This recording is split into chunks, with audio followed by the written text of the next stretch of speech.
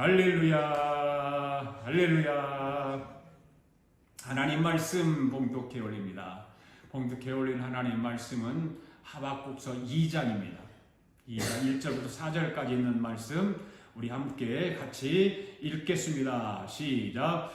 내가 내 파수하는 곳에 서며 성문에 서리라. 그가 내게 무엇이라 말씀하실는지 기다리고 바라보며 나의 질문에 대하여 어떻게 대답하시는지 보리라 하였더니 여호와께서 내게 대답하여 이르시되 너는 이 묵시를 기록하여 판에 명백히 새기되 달려가면서 읽을 수 있게 하라. 이 묵시는 정한 때가 있나니 종말이 속히 이르겠고 결코 거짓되지 아니하리라. 비록 더딜지라도 기다리라. 지체되지 않고 반드시 응하리라. 보라, 그의 마음은 교만하며 그의 속에서 정직하지 못하나 의인은 그의 믿음으로 말미암아 살리라. 아멘. 기도하겠습니다. 하나님 아버지 감사합니다. 오늘도 우리의 믿음이 주님께 있음을 이 시간 고백하며 주님 앞에 예배 드리게 하심을 감사합니다. 오늘 십자가의 능력이 우리에게 영광이 되게 하시고 주님께서 우리로 하여금 승리자가 되게 하여 주실 줄 믿습니다. 우리의 피난처 되시는 하나님 아버지, 지난 한 주간도 우리 모두의 건강을 지켜주시고 아무 사고 없이 인도해 주신 하나님께 감사와 찬송과 영광을 올려드립니다. 이 시간도 주님 사랑합니다 고백하며 드리는 예배가 되도록 성령님께서 인도하시고 함께하여 주시옵소서. 우리 안에 헛된 욕심과 헛된 꿈을 버리고 주님께 맡기고 아버지 하는 주님 안에서 믿음으로 살아가도록 아버지 하나님께서 우리의 마음가짐을 새롭게 하여 주시옵소서. 예배 가운데 주님의 영이 임하게 하여 주실 줄 믿습니다. 온 힘과 온 마음을 다 예배하는 이 시간이 되도록 성령께서 우리 예배를 인도하여 주시옵소서. 이제 아버지 하나님 우리의 영적 상태를 돌아보고 살피면서 말씀 속으로 들어가겠습니다. 우리 10년 가운데 성령님 임하여 주셔서 말씀이 온전히 우리 가운데 임하게 하시고 마가의 다락방에 임했던 주님의 능력이 오늘도 우리에게 일어나게 하여 주시옵소서. 아버지, 오늘 예배에 참여하는 우리 아가페교회 성도들과 영상으로 예배에 참여한 모든 성도들을 모든 불의에서 깨끗하게 씻어 주실 줄 믿습니다. 몸이 아픈 사람들의 모든 질병을 치료하시고 어둠의 권세를 물리쳐 주시옵소서. 두려움 가운데 있는 성도들이 있습니까? 두려움이 떠나가게 하시고 소망의 빛으로 우리 모두를 인도하여 주시옵소서. 또한 무거운 짐을 지닌 자들이 있으면 무거운 짐을 다 풀어주셔서 주님이 우리와 함께 계심을 매일매일 실감날 수 있도록 인도하시고 축복하여 주시옵소서. 악한 영들 조금도 틈타지 못하도록 성령님께서 오늘도 예배의 주관자가 되어 주셔서 저들을 물리쳐 주시고 막아 주시고 오직 주님의 음성만 들려지게 하여 주시옵소서. 감사드리며 예수님의 이름으로 기도하옵나이다. 아멘. 오늘도 함께 고백하며 다짐합시다. 시작. 나는 성경에 기록된 말씀이 하나님의 말씀인 것을 믿습니다. 나는 하나님의 말씀이 살아있는 말씀으로 믿습니다. 나는 하나님의 말씀이 조금도 오류가 없음을 믿습니다. 오늘도 하나님의 말씀을 배우면서 그 말씀을 깊이 묵상하고 마음에 받아들여 꼭 변화되기를 고백하며 이제 절대로 급해되지 않고 불멸하고 영원한 하나님의 말씀을 듣게 될 것인데 하나님의 말씀을 통하여 반드시 내 삶이 변화될 것을 예수님의 이름으로 고백하며 다짐합니다. 아멘. 할렐루야. 오늘도 하나님이 우리와 함께 계심을 믿습니다. 하나님이 우리를 사랑하신 줄을 믿습니다. 오늘도 예배 가운데 촛대 사이로 다니시는 우리 예수님께서 오늘도 저와 여러분 사이사이로 다니면서 머리에 기름 부음이 있을 줄로 믿습니다. 할렐루야. 이 하박국서를 여러분 강의를 하고 있습니다. 하박국서는 3장까지만 되어 있습니다. 그래서 오늘 하고 2주 정도 더 하면 하박국서를 마칠 텐데 3장밖에 안 되는 하박국서의 말씀을 여러분들이 이제 완전히 다 머릿속에 암기할 수 있을 겁니다. 짧으니까. 그리고 하박국서가 선지자가 하나님께 질문하고 하나님이 대답하시는 뜻이 무엇인가도 우리는 잘 이제는 알 수 있을 것입니다. 잊지 말고 하박국서 3장까지밖에 없으니까 하박국서 하면 이런 말씀이 기록되었다고 하는 것을 잘 깨달아서 우리가 세상을 살아가는 일에 참으로 하나님의 뜻을 따라서 하나님이 원하시는 그 섭리를 따라서 살아갈 수 있는 저와 여러분 되기를 바랍니다. 하박국 선지자는 7세기 유다 선지자 가운데 한 사람입니다. 아마 당시 나훔과 에레미야 선지자들과 같이 함께 활동했던 선지자였습니다. 하박국서는 아마도 에레미야 말년경에 예루살렘의 멸망 직전에 있었던 그 기록으로 알고 있습니다. 이럴 때 하박국 선지자가 가질 수밖에 없었던 의문이 한 가지 있었는데 그 의문이 무엇인가 하면 하나님께서 악에 대해서 왜 침묵하시는가 라고 하는 거예요. 악에 대해서 왜 침묵하시는가. 하박국 선지자는 하나님의 백성들이라고 하는 예수를 그리스도로 믿는 하나님의 백성들이라고 하는 유다 사람들이 참으로 살아가는 걸 보니까 엄청난 불법이 자행되는 것을 보게 되잖아요. 그래서 하박국 선지자가 유다 사람들이 저지른 그런 악행이라든지 불법이라든지 그들의 어떤 강포라든지 그런 걸로 인해서 하박국 선지자는 계속해서 그들을 향해서 말씀을 외치잖아요. 그래 말씀을 외쳐도 그들은 변화가 없는 거예요. 아마 어쩌면 지금 시대를 살아가는 아마 사람들하고 비슷하지 않을까. 지금도 예수 믿고 교회를 다간다고 하는 사람들이 강단에서 주의 종일의 말씀을 선포하지만 여전히 변화되지 않고 있는 그런 일들이 그런 삶들이 있지 않는가라고 하는 것입니다. 하나님의 말씀에 대해서 전혀 반응이 없습니다. 하박국 선지자 때 그랬다면 지금은 어떻습니까? 지금도 강단에서 말씀이 선포되죠 그러는데 신실한 반응이 없다는 것을 깨닫게 됩니다. 그래서 하박국 선지자가 어떻게 합니까? 율법이 해이해진다. 정의가 실행되지 못한다 라고 말을 합니다. 그래서 하박국 선지자는 하나님 말씀이 왜 그렇게 무기력한가, 왜 그렇게 하나님의 말씀의 능력이 나타나지 않는가라고 하는 것을 생각하게 됩니다. 그래서 하나님 앞에 첫 번째 질문을 하는 거예요. 첫 번째 질문에 대해서 뭐라고 하나님께서 말씀하십니까? 첫째, 모든 역사에 놀라운 역사를 볼 것이다 라고 하는 거예요. 놀라운 역사를 볼 것이다. 그 다음에 두 번째는 뭡니까? 모든 역사의 주권은 하나님에게 있다는 것입니다. 그리고 세 번째는 뭡니까? 자기 힘으로 자기 신을 삼는 자들을 말씀하시면서 하나님의 백성들에게 자기 힘을 자랑하지 말라고 경고하는 거예요. 네.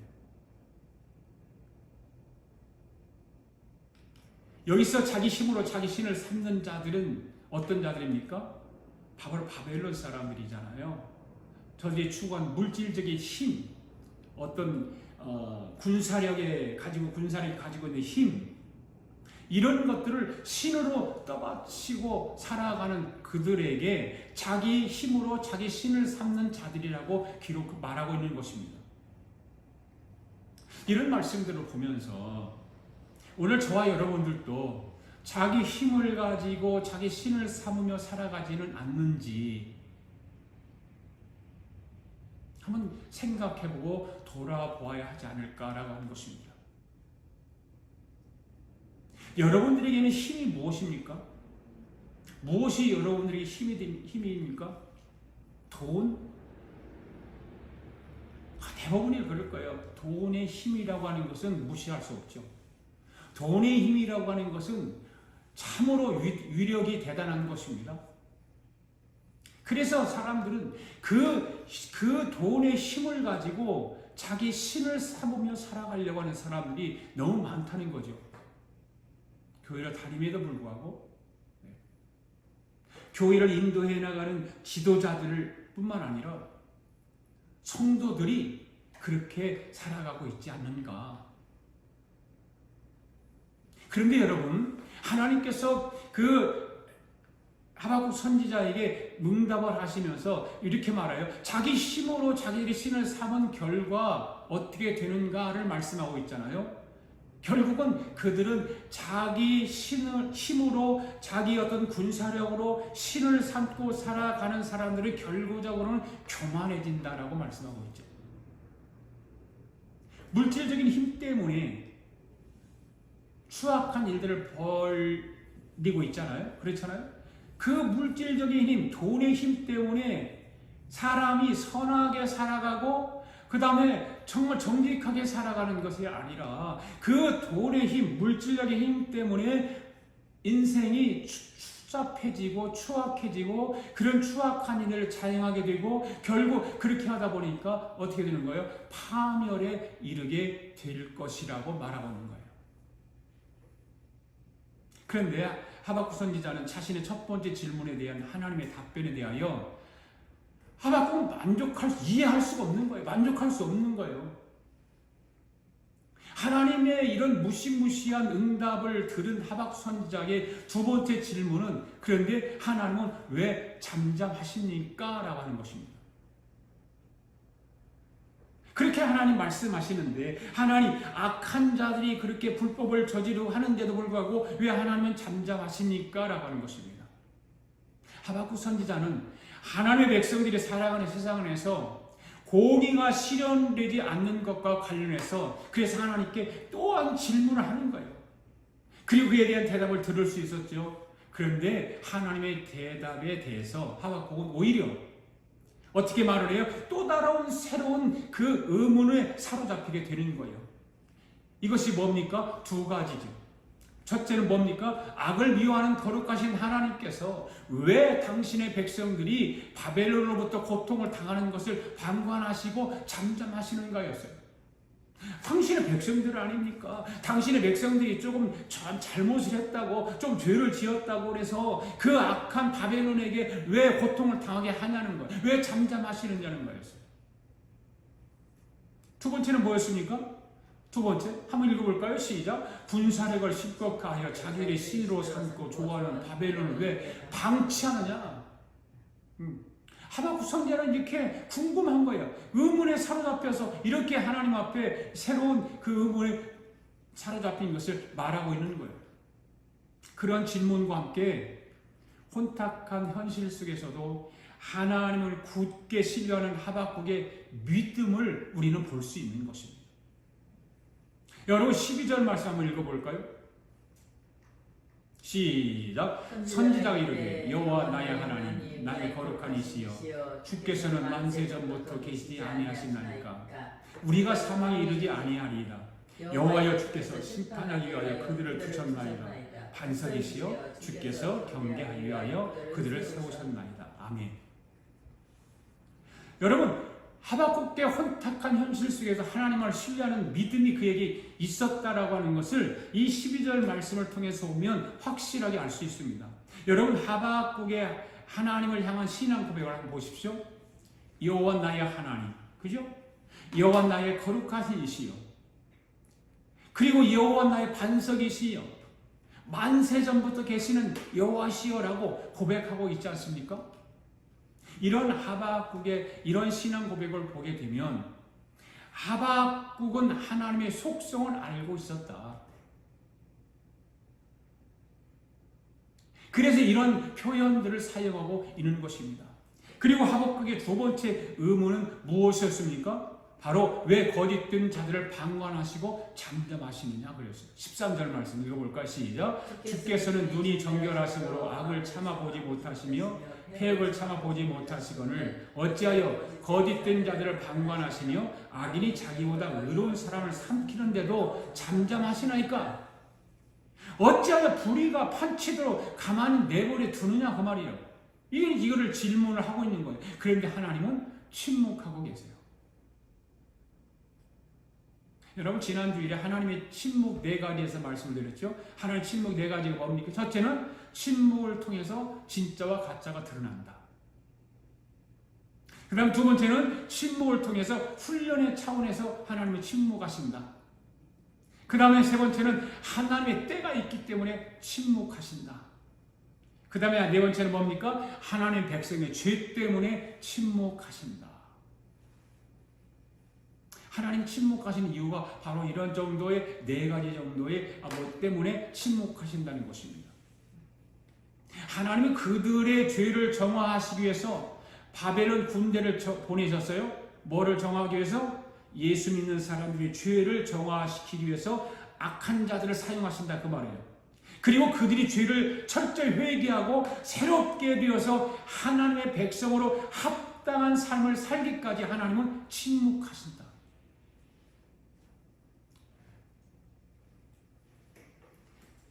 그 다음에 세 번째 질문은 뭐였습니까? 왜 실망시키려 하십니까? 라고 하는 거잖아요. 왜 멸망시키려 하십니까? 멸망시키려 하십니까? 여러분은 지금 우리 대한민국이 심상치가 않습니다. 대한민국 돌아가는 걸 보면 관심 없는 사람은 전혀 모르지만 좀 이 대한민국에 대해서 우리나라 조국에 대해서 관심을 가지는 사람들은 알고 있습니다. 심상치 않다라고 하는 것을. 야당 대표라고 하는 사람은 미국을 우리나라 떠나라고 하고 있지 않습니까?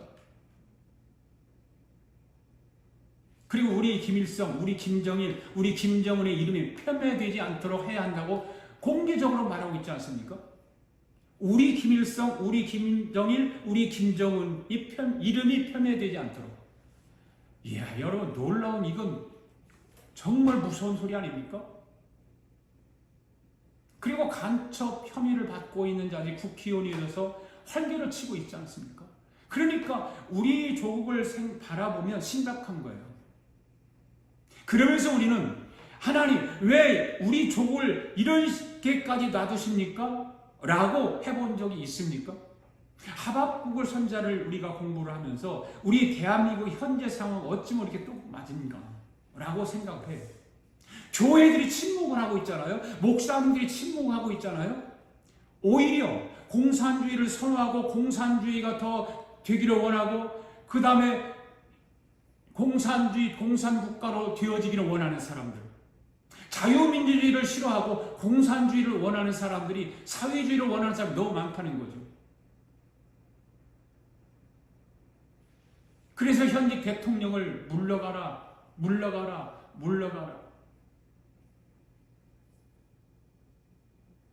심각한 거예요, 여러분. 야당의 국회의원이 193석인가 되잖아요. 자기들 마음대로 지금 방맹이 두드리고 난리가 났습니다. 지금. 네.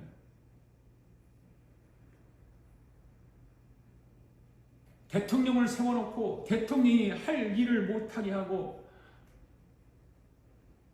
탄핵을 주장을 하고 난리가 났습니다.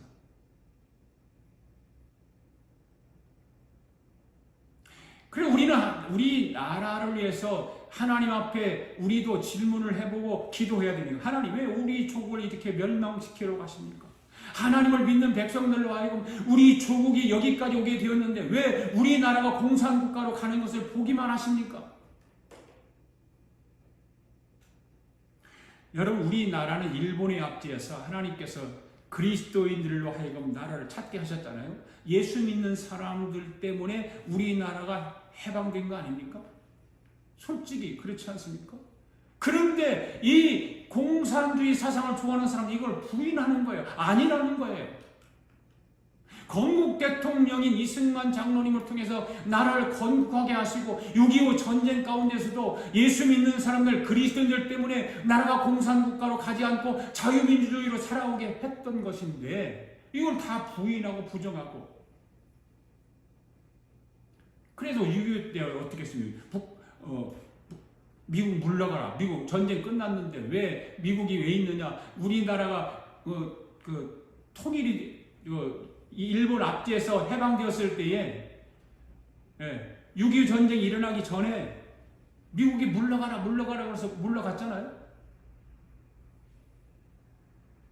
6.25 전쟁 때 다시 온 거예요. 그것이 뭐예요? 기독교인들 때문에 미국에 있는 목사님들, 특별히 빌리그레암 목사님, 이 목사님들이 미국의 대통령을 찾아가서 지금 한국 위험하다. 그래 일본에 있는 메가다 장군을 보내서 우리 6.25 전쟁을 이기게 만드는 거 아닙니까? 여러분 하박국 선지자를 한번 보세요. 하나님의 백성들이 강포의 겁탈과 폐역을 일삼는 것을 보면서 하나님께 기도로 질문을 하지 않습니까? 1장 3절 4절 말씀 한번 볼까요? 시작. 어찌하여 내게 죄악을 보게 하시며 폐역을 너희를 보게 하신다니까. 겁탈과 강포가 내 앞에 있고 변론과 분쟁이 일어났나이다. 이러므로 율법이 해이하고 정의가 전혀 시행되지 못하오니 이는 악인이 의인을 애워싸므로 정의가 굳게 행하여 지민이다. 그런데 왜 하나님은 침묵하고 계시냐 그 말이에요.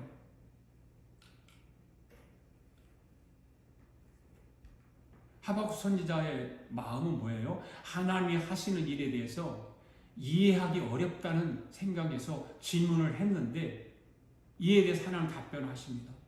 그런데 하박국 선지자는 하나님의 답변을 들어도 그 답변을 이해하기 어렵습니다.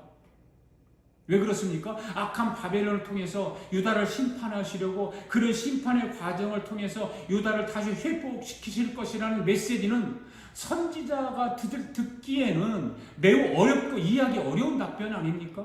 왜? 하나님의 백성들이 좀 죄를 짓고 그렇게 악행을 저질렀다고 해서 그 악한 정말로 말로 표현할 수 없는 악한 자들로 하여금 그 하나님의 백성을 심판하겠다는 것을 이해할 수 없는 거죠. 여전히 악인에 의해서 의인이 고통당하는 것을 받아들이기 어렵다는 것입니다. 하박국 선지자는. 그래서 선지자는 하나님 앞에 다시 질문을 합니다. 하나님의 대답에 대한 변론을 제기하면서 질문을 던집니다. 좀 더 알기를 원했던 거죠. 그러면서 하나님께서 어떻게 답을 하실는지 기다리고 있는 거예요. 이 답을 어디에서 기다리고 있습니까? 오늘 3장 말씀을 읽었습니다. 하박국이 기다리고 바라보는 신앙이 어떤 신앙인가? 첫째로 하박국이 기다리고 바라보는 신앙은 어떤 신앙일까요? 바로 성령에서 응답을 기다리는 신앙이에요. 2장 1절 말씀 같이 한번 읽어볼까요? 시작. 내가 파수하는 곳에 서며 성루에 서리라.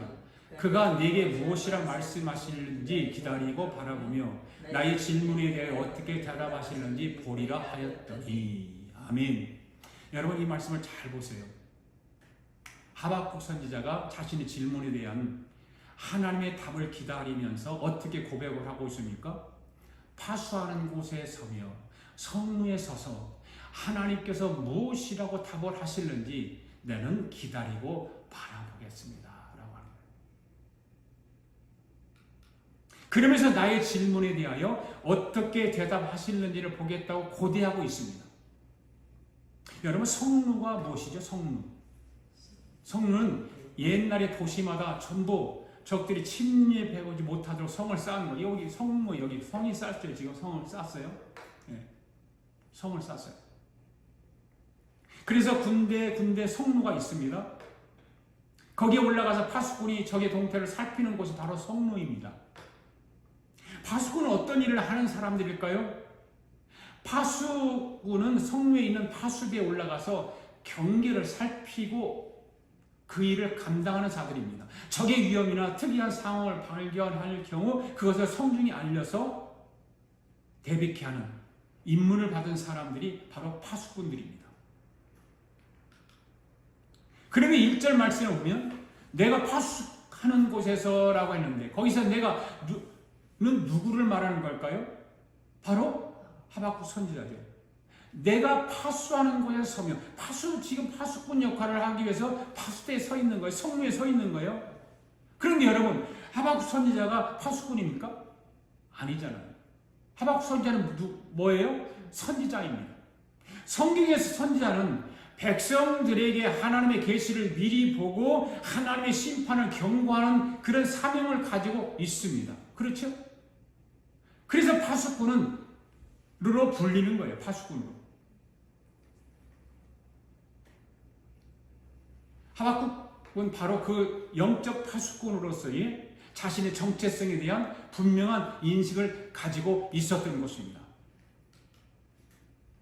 그래서 내 파수하는 곳에 서며 성류에 서리라고 하는 선지자에게 그 진술은 선지자로서의 본연의 임무에 충실하겠다고 하는 의미일 것입니다. 하박국은 그 성리에 올라가서 자신이 질문한 말에 지금 먼 산 보고 어떤 다른 짓 하고 장난치고 그리고 잠자고 그런 것이 아니라 촉각을 곤두세우고 적군이 아닌 하나님께서 어떻게 행하실지 어떤 음성을 주실지 그 음성에 귀를 기울이고 있는 거예요. 할렐루야. 그 질문에 대한 답을 지금 어디에 듣겠다는 거예요? 성루에서 응답을 기다리고 있습니다. 그 성루에서 듣겠다 그 말입니다. 어떻게 듣겠다고 합니까? 기다리고 바라보면서. 여러분 성루에 있는 파수꾼의 자세는 어떤 자세를 가질 수 있어야 될까요? 파수꾼은 항상 졸아야 돼요? 잠자야 돼요? 깨어 있어야 되죠. 성루에 있는 사람은 졸면 안 됩니다. 잠에 취해 있으면 안 됩니다. 자기 사명에 깨어 있어야 됩니다. 할렐루야. 만약에 파수꾼이 졸거나 자면 창이나 칼과 무기가 아무 소용이 없습니다. 파수꾼의 사명을 가지고 성륜을 지키면서 항상 깨어 있어야 되는 겁니다. 할렐루야. 그와 같이 오늘 저와 여러분이 영적으로 깨어있지 않으면 사단 마귀는 호시탐탐 우리 교회를 무너뜨리고 우리의 가정을 힘들게 하는 것입니다. 우리 신앙을 힘들게 하는 것입니다. 우리 신앙을 망가뜨리는 것입니다. 오늘 저와 여러분에게 하나님께서 부여해 주신 그 사명을 가지고 파수꾼의 사명을 잘 감당할 수 있게 되기를 바랍니다. 그리고 성리 있는 사람은 기다리며 바라보는 사람입니다.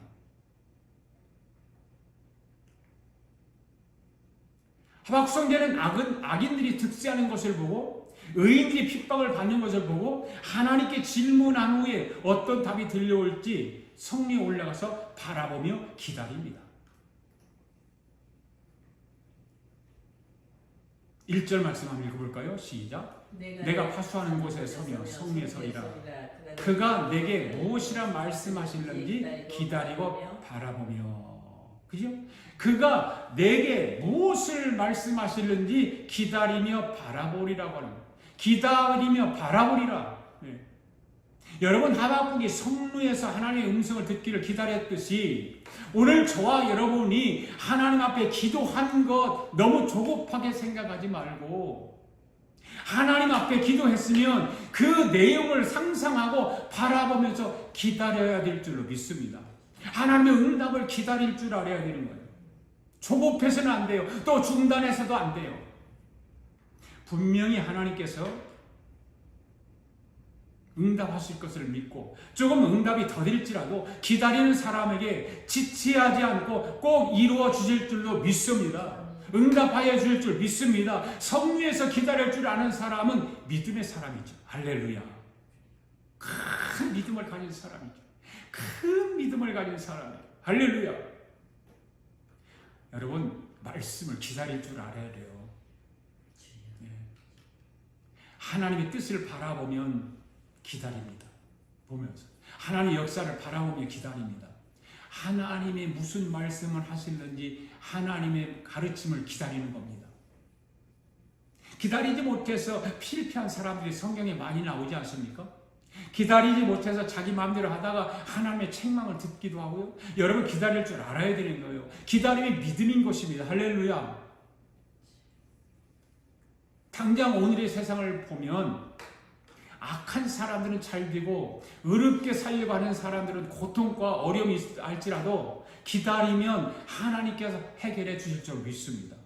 이것이 믿음이에요. 할렐루야. 이것이 믿음 있는 자의 삶이에요. 믿음 있는 자의 자세인 것입니다. 신앙의 자세인 것입니다. 그래서 하박국에 기다리고 바라보는 신앙도 우리가 신앙처럼 우리도 그 신앙을 가져야 되는 것입니다. 여러분 하나님의 약속을 믿고 기도했습니까? 그렇다면 기다리십시오. 그리고 그것을 바라보십시오. 그러면 하나님께서 지체하지 않고 이루어 주실 줄로 믿습니다. 그냥 무작정 기다리면 안 됩니다. 농부가 밭에 씨를 심지 않고 무작정 기다리면 될까요? 안 되지요. 그건 안 되는 것입니다. 그럼 어떻게 해야 될까요? 심고 기다리는 것. 심는 것이 먼저예요. 기도로 심어야 돼요. 할렐루야. 하나님께 질문으로 심어야 돼요. 물어보세요. 그러니까 성령의 파수꾼과 같이 올라가서 하나님 앞에 기도하고 그리고 하나님의 뜻을 기다려야 되는 것입니다. 출애굽기 14장 14절에서 이런 말씀하고 있죠. 시작. 여호와께서 너희를 위해 싸우시리니 너희는 가만히 기다리라. 할렐루야. 할렐루야. 지금 이스라엘 백성들은 홍해 앞에 도달했습니다. 저 뒤에서 바로왕의 군대와 그 군대들이 먼지를 일으키면서 마차를 타고 이스라엘 백성들을 잡으러 다가오고 있습니다. 다가닥다가닥다가닥 말소리와 함께 막 달려옵니다. 기다릴 시간이 없어요. 어떻게 도망가든지 피하든지 그래야 돼요. 그런데 그 위급한 상황 가운데 모세는 하나님께 기도하고 하나님의 음성을 기다리는 거예요. 믿습니까? 네. 여러분 이것이 무엇일까요? 믿음의 믿음. 믿음의 차이. 기다리느냐 기다리지 못하느냐. 믿음의 차이예요. 당시 백성들은요 믿음이 약하니까 발을 동동동 구르며 모세를 원망하기도 하고 어떻게 기다리느냐 하고 지금 저기 바로의 군대가 쳐들어오는데 어떻게 하면 좋아요. 발을 동동 구릅니다. 야단 난리가 났습니다. 우리를 살려달라고 어른에서부터 아이들까지 난리가 났습니다. 그런데 보세요. 모세는 그 두려움 속에서도 어떻게 합니까? 그 조급하고 그런 상황 가운데서도 기다림을 잊지 않아요. 하나님 앞에 기도하고 기다리는 거예요. 인간의 방법을 앞세우지 않았습니다. 기다립니다. 하나님의 음성을 기다렸더니 하나님께서 역사하셨습니다. 그래서 홍해가 육지처럼 갈라지는 놀라운 역사를 보게 되었습니다. 할렐루야. 기도하고 기다렸더니 하나님께서 모세야 네가 가지고 있는 지팡이로 홍해를 내리쳐라고 하는 하나님의 명령이 떨어졌을 때 그렇게 했더니 홍해가 갈라졌어요. 할렐루야. 여러분의 삶 속에 나는 하나님의 뜻대로 살려고 하는데 왜 이렇게 핍박이 오는지, 왜 이렇게 질병이 나를 고통스럽게 하는지, 왜 내 남편이 내 아내가 내 말을 듣지 않는지 너무 속상해하거나 원망하지 말라 그 말이에요. 하나님은 좋은 일을 그럼에도 불구하고 하나님이 좋게 해주실 거라고 하는 것을 바라보면서 기다리는 사람을 좋아하세요. 그 사람에게 좋은 곳으로 채워주세요. 여러분이 승리에 서 있는 파수꾼의 심정으로 하나님께 기도했으면 기다리십시오. 할렐루야. 하나님께서 응답해 주실 줄로 믿습니다. 시편 126편 5절 6절 말씀을 읽어볼까요? 시작. 눈물을 흘리며 씨를 뿌리는 자는 기쁨으로 거두리로다. 울며 씨를 뿌리러 나가는 자는 반드시 기쁨으로 그 곡식단을 가지고 돌아오리로다. 아멘. 믿습니까? 여러분 신앙생활은 쉬운 것이 없어요. 쉬운 것 같지만 그렇지 않아요. 눈물로 씨를 뿌리는 것처럼 힘든 거예요. 눈물로 씨를 뿌린다고 하는 건 얼마나 힘들어요. 그렇잖아요. 보통 힘드는 게 아니잖아요. 정말 바로 믿기로 살려고 작정하면 힘든 거예요. 적당히 믿고 설렁설렁 믿으려면 힘들지 않아요. 그냥 내 마음대로 하고 뭐 하나님 뭐 알아서 하세요. 그러고 하면 힘들지 않아요. 그러나 믿기로 작정하고 그렇게 믿고 살려고 하면 힘든 거예요. 인생이 여러분 인생답게 살려면 고민해야 되잖아요. 그죠? 여러분이 인생을 바르게 살면 고민해야 해요. 고민하잖아요. 그리고 정말 밤을 새우면서 눈물로 하나님 앞에 기도할 때가 많잖아요. 내 삶을, 내 인생을, 내 삶을 바로 정말로 바르게 살려면, 아름답게 살려면, 여러분들이 원하는 여러분이 행복하게 살려면 고민해야 되잖아요. 그러나 내가 눈물로 씨를 뿌리면 정녕 기쁨으로 그 단을 가지고 돌아오는 복을 받는 날이 온다 그 말이에요. 할렐루야. 눈물로 씨를 뿌리는 자라. 그러므로 여러분 농부가 밭에 작은 씨 하나를 뿌려도 하나님은 아름다운 열매를 갚아주시지 않습니까? 그렇잖아요. 그런데 내가 하나님 앞에 눈물 흘리며 믿음의 씨를 뿌리고 말씀의 씨를 뿌리고 기도의 씨를 뿌리고 헌신의 씨를 뿌리면 하나님이 왜 축복으로 열매를 거두지 않게 해주시겠습니까? 그렇잖아요. 우리가 상식적으로 생각해 봐도 그거 이해가 되지 않습니까? 반드시 복을 줄 줄 믿습니다. 할렐루야. 두 번째로 하박국의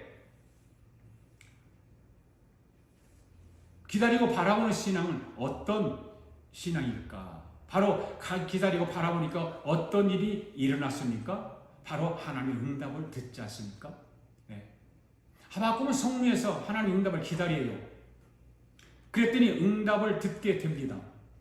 이번에는 응답이 아니라 어떤 응답이냐면 묵시를 기록하라고 하는 명령과 하나님이 정하신 때에 마지막 때 그 기록한 묵시가 성취된다는 말씀을 들어요.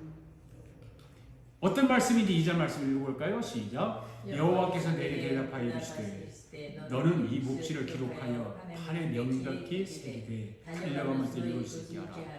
자, 여러분 지금 하박국은 참담한 심정을 가지고 성문에서 지금 파수대에 서 있는 거예요. 왜 서 있어요? 하나님 응답을 듣기 위해서. 그리고 하나님께서 어떤 말씀을 하실는지 지금 기다리고 있는 것입니다. 그런데 드디어 하나님 말씀하세요. 뭐라고 말씀하세요? 묵시를 기록해서 판에 명백히 새기되 달려가면서도 읽을 수 있게 하라는 말씀이었어요. 여러분 이 말씀이 무엇일까요?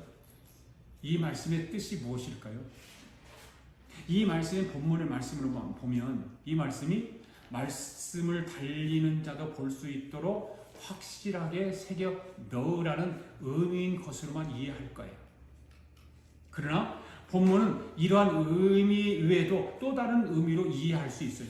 읽는 자로 달려가게 하라는 의미로도 해석이 가능한 거예요.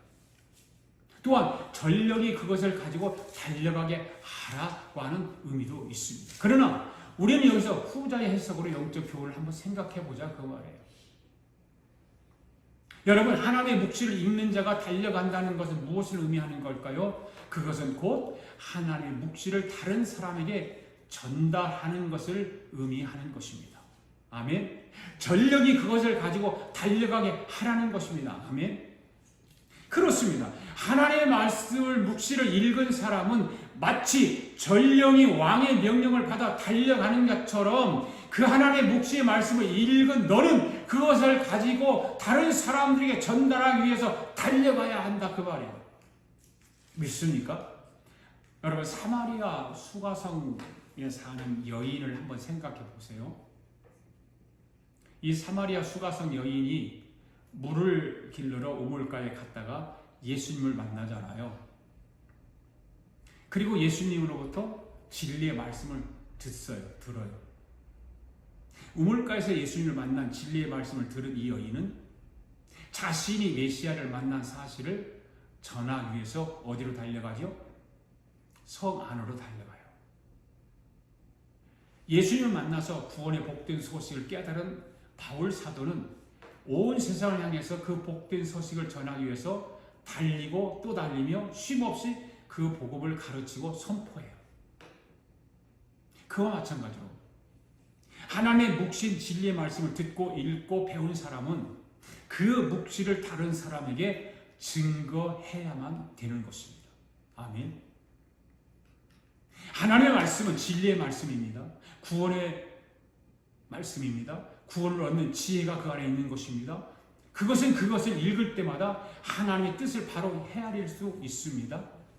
하나님의 말씀을 읽는 자만이 영적인 어두움과 심판의 자리에서 구원의 자리 위에 굳게 설 수 있습니다. 아멘. 하나님의 말씀을 부지런히 읽고 달려가 열심히 전하는 저와 여러분이 되어야 될 줄로 믿습니다. 할렐루야. 3절 말씀 한번 읽어볼까요? 시작. 이 묵시는 정한 때가 있나니 그 정말이 속히 이르겠고 결코 거짓되지 아니하리라. 비록 더딜지라도 기다리라. 지체되지 않고 반드시 응하리라. 아멘. 여러분 이 묵시가 정한 때가 있는데 그 정한 때가 있다고 하는 것은 하나님의 말씀이 이루어지는 성취의 때가 있다 그 말이에요. 할렐루야. 아멘. 하나님은 하박국이 이야기한 것 같이 악인을 심판하실 것이라고 하는 그런 뉘앙스가 이 말씀 속에 들려 있습니다. 반드시 지체되지 않고 응하리라. 하나님 말씀 응하리라. 그것은 뭐예요? 곧 유다의 심판이 때가 끝나고 마침내 포로 생활에서 돌아오는 회복을 의미하는 거 아닙니까? 그러나 아직 때는 아니라는 거예요. 아직 때는 아니라. 여러분, 때라고 하는 것은 참 중요합니다. 그 때를 누가 조정할까요? 하나님이 조정하세요. 내가 조정하는 게 아니에요. 여러분의 인생의 때가 있죠. 여러분의도 삶을 살아가는 여러분의 때가 있는데 그 때까지도 여러분이 정하는 것이 아니라 하나님께서 정하신다 그 말이에요. 아멘. 그래서 우리가 하나님의 때를 잘 분별해야 하나님의 역사를 경험할 수 있는 것입니다. 할렐루야. 그리고 하나님의 때에 뭐라고 그랬어요? 그 종말의 때가 속히 이르겠다 그 말이에요. 하나님의 때. 여러분, 무슨 일이 나면 종말의 때가 왔어. 주님 오실 날이 가까웠어. 우리들이 말을 그렇게 하잖아요. 그런데 우리는 말할 뿐이지 그것이 이루어진 때는 하나님의 때에 이루어지는 거예요. 반드시 하나님의 때가 되면 반드시 종말은 옵니다. 그것이 언제일지는 우리는 알 수 없어요. 그러니까 깨어 기도하고 정신 차리고 신앙생활 잘해야 되는 거예요. 할렐루야. 종말이 속히 이른다고 하는 것은 바벨론에 대한 하나님의 심판과 함께 유다 백성들이 그리스도인들 이 하나님의 백성들에게는 그 포로 생활이 끝나는 날이 올 것이다 그 말이에요. 역전된다 그 말입니다. 할렐루야. 역전되는 날이 분명히 오는 것입니다. 할렐루야.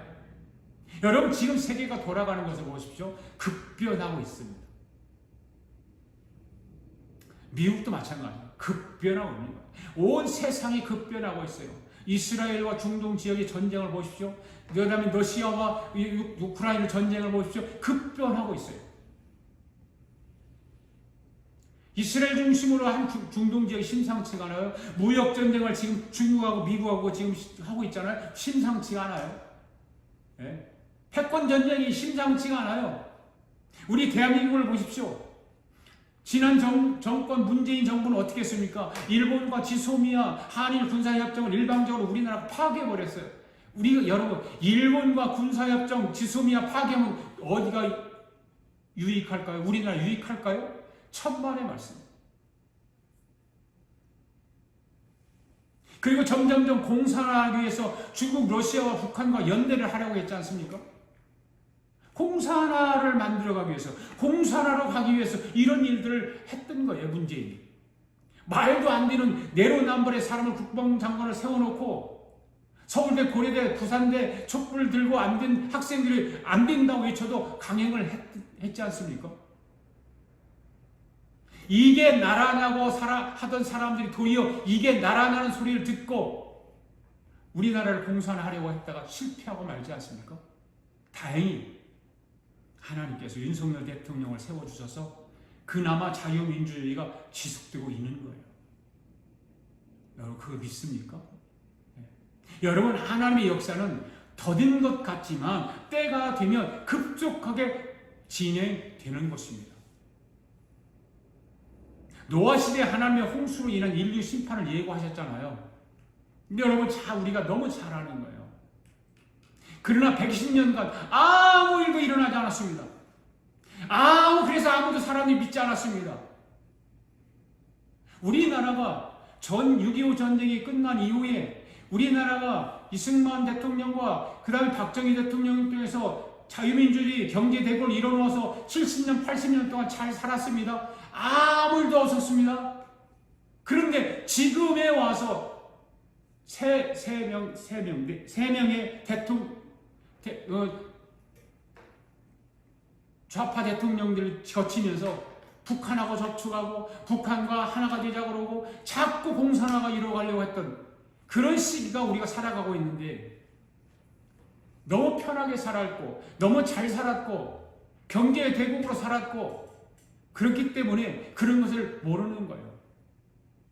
이런 우리나라가 지금 공산화가 되어가려고 하는데도 많은 목사들이 아무 말도 하지 않고 설마 하며 나라를 지키려고 하는 사람들을 욕하고 비방하고. 여러분, 노아가 회개를 외쳤잖아요. 그런데 그 회개 외침에 방관하면서 설마 하던 사람들에게 하나님의 때가 차고 심판이 임할 때 어떤 일이 일어났어요? 모든 것이 터지면서 인류를 물로 심판으로 몰아가지 않습니까?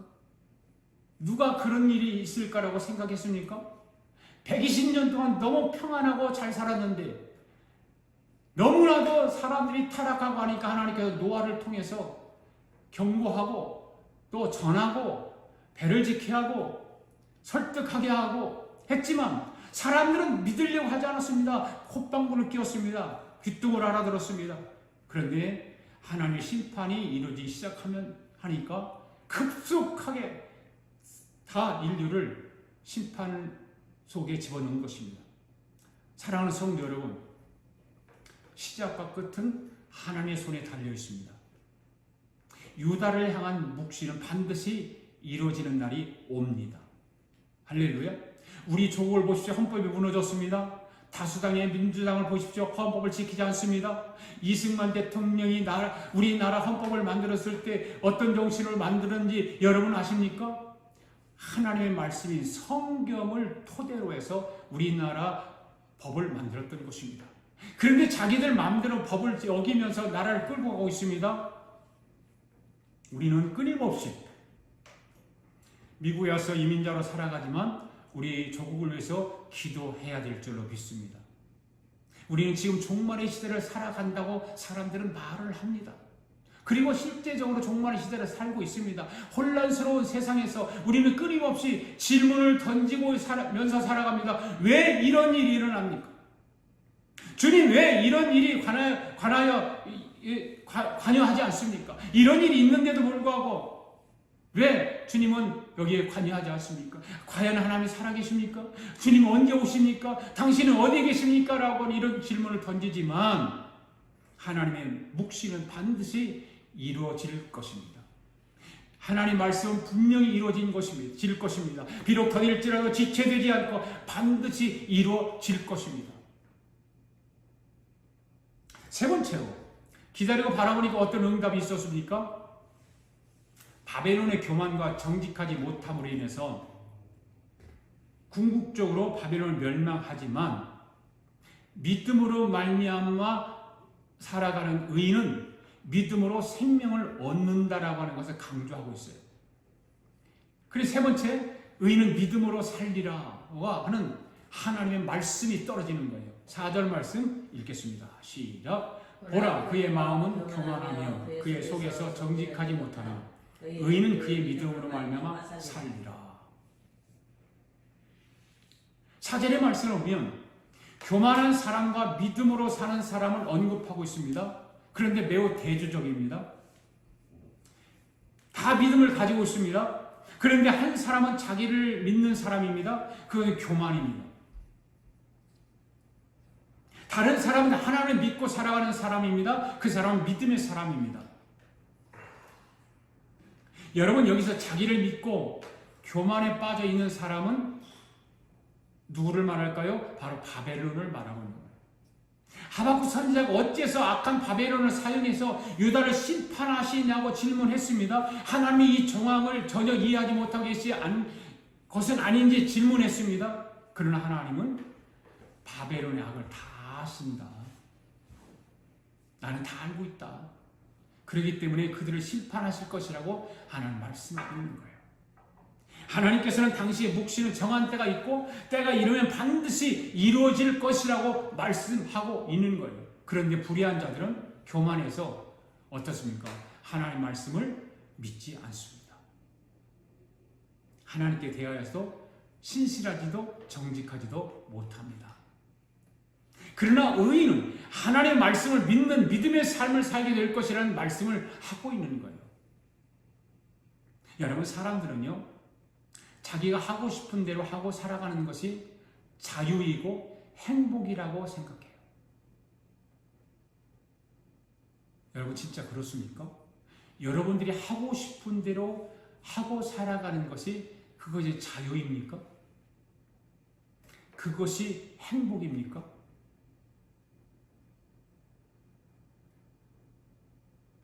깊이 생각해 봐야 되지 않나요? 요즘 아이들 교육이 그렇게 흘러가고 있는 것 같습니다. 너 하고 싶은 대로 하면 돼. 선생님들이 그렇게 아이들을 가르쳐요. 부모 말은 듣지 않아도 돼. 네가 하고 싶은 대로 해. 이것이 지금 현실의 교육 현장이에요. 여러분, 하고 싶은 대로 하면 그것이 행복일까요? 그렇지 않습니다. 그것은 하고 싶은 대로 하면 그것은 저주입니다. 그것은 망하는 길입니다. 더럽고 부끄러운 일인데도 죽어라 하고 그 일을 하려고 하는 사람들의 모습을 한번 보십시오. 그 분명히 더러운 거예요. 그것은 부끄러운 거예요. 그런데도 불구하고 그것을 굳이 하려고 하는 사람들 모습을 보라고 말해요. 거기에는 하나님의 안중에 없습니다. 자기가 하고 싶은 대로 살아가는 사람들은 그들의 마음에 하나님 주기를 어떻게 한다고 그랬어요? 싫어한다. 하나님 두기를 싫어하는 사람들이 그렇게 살아가는 거예요. 자기가 하고 싶은 대로 살아가는 거예요. 사람을 죽이는 일을 하는 일도 있고, 도둑질하는 일도 있고, 간음하는 일도 있고, 탐욕에 빠져서 허덕이는 사람도 있고, 자기가 하고 싶은 대로 남자가 여자가 되기도 하고, 여자가 남자가 되기도 하고, 하나님 두기를 싫어하는 거예요. 그래서 하나님은 그들을 어떻게 한다고 그랬어요? 내버려 두신다 그랬어요. 결과는 어떻게 됩니까? 망하는 것입니다. 그것이 바로 하나님의 심판인 거예요. 하나님이 만들어 놓으신 질서와 법칙을 계속 깨면 어떻게 될까요? 그것은 결국 죽습니다. 하나님께서 만들어 놓으신 질서가 있어요. 하나님께서 만들어 놓으신 법칙이 있어요. 그런데 사람들이 그걸 계속 깨기를 원하세요. 그런데 깨기를 원하면 결국 죽는다 그 말이에요. 안식일 개념도 분명하잖아요. 6일을 일하고 7일째 안식하고 일을 하되 낮에는 일하고 밤에는 자는 것이 법칙 아니에요? 하나님이 만들어 오신 우주 만물의 법칙이고 질서인데 우리의 탐욕에 의해서 이 모든 안식의 제도를 깨면서 자기들의 멋대로 살아가지 않습니까? 그러면 어떻게 됩니까? 망하고 죽는 거예요.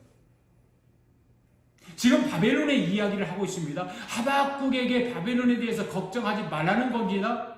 바벨론은 강대국으로 자신들의 힘으로 유다를 침공하고 승리에 도취해 있지만 그들은 하나님의 심판의 도구에 불과하다는 거예요. 그리고 그 일이 끝나면 바벨론 역시 하나님의 심판을 피할 수 없게 될 것이라고 말씀하고 있는 거예요. 오늘 말씀. 여러분 4절 말씀을 잘 보십시오. 의인은 믿음으로 살리라. 그런데 왜 의인의 삶의 특징이 무엇일까요? 의인의 삶의 특징은 하나님의 말씀을 그대로 이루어질 줄 믿으며 사는 사람인 것입니다. 할렐루야. 의인의 특징이 그거예요. 여러분 하나님의 말씀이 그대로 이루어질 줄 믿습니까? 우리는 흔히 의인이라고 하면 그 행위가 의롭고 완전한 자라고 생각을 하잖아요. 의인 그러니까. 그러나 행위만으로 볼 때 의인은 엄난이 하나도 없다라고 성경은 기록하고 있어요. 우리도 마찬가지요. 예수 믿는 사람도 우리의 행위로만 보면 의인은 하나도 없어요. 그러나 하나님의 말씀이 그대로 이루어질 줄 믿는 자는 의인이에요. 성경에 그렇게 말하고 있잖아요. 성경은 의인이라고 할 때 행위가 의롭거나 완전한 자를 두고 하는 말이 아니라 성경적으로 의인은 하나님과 그의 말씀을 믿는 자가 의인이에요. 할렐루야. 그 말씀을 믿는 믿음의 근거에서 삶을 살아가는 자가 진정한 의인인 것입니다. 할렐루야. 여러분 성경에서 소개하고 있는 대표적인 의인이 누굴까요? 아브라함이죠. 아브라함이 하나님께 의롭다함을 받는 것도 그 행위가 의로워서가 아니라 그가 하나님을 믿었기 때문이에요. 히브리서 11장 가서 읽어보세요. 하나님을 믿는 믿음의 근거에서 순종을 살았기 때문이에요. 그래서 하나님은 아브라함을 의인으로 부르죠. 성경에서 말하는 의인은 사람이 인정하는 것이 아니라 하나님께서 인정하는 자예요. 할렐루야. 여러분들은 사람에게 인정받기를 원하십니까? 하나님께 인정받기를 원하십니까? 의인이 되기를 원한다면 하나님께 인정받는 저와 여러분 될 수 있기를 바랍니다. 하나님께서는 당신을 믿는 믿음으로 삶의 기반을 두고 믿음의 근거에 사는 자를 의인으로 여겨주시는 것입니다. 그런 사람은 하나님께서 두고 보기에도 아까운 사람이겠죠. 여러분 한번 따라해요. 나는 하나님께서 보실 때 두고 보기에도 아까운 사람이다. 나는 하나님께서 보실 때 두고 보기에도 아까운 사람이다. 정말 그렇습니까? 하나님께서 보실 때 두고 보기에도 아까울 정도로 하나님 말씀을 온전히 믿는 믿음을 가지고 있냐 그 말이죠. 아무리 세상 사람들에게 의인으로 추앙을 받는데도 그가 하나님을 향한 믿음의 근거를 두지 않고 자신의 생각, 자신의 뜻, 자신의 도덕성을 근거로 자기 의의를 세우기 위해서 자기 방식대로 살아간다면 하나님께 인정받는 의인이 될 수 없다 그 말입니다. 믿음으로 사는 자는 그 믿음으로 말미암아 영원히 사는 구원에 이르게 될 줄로 믿습니다. 사랑하는 성도 여러분, 그렇습니다. 참된 의인은 오직 믿음을 따라 사는 자인 것입니다.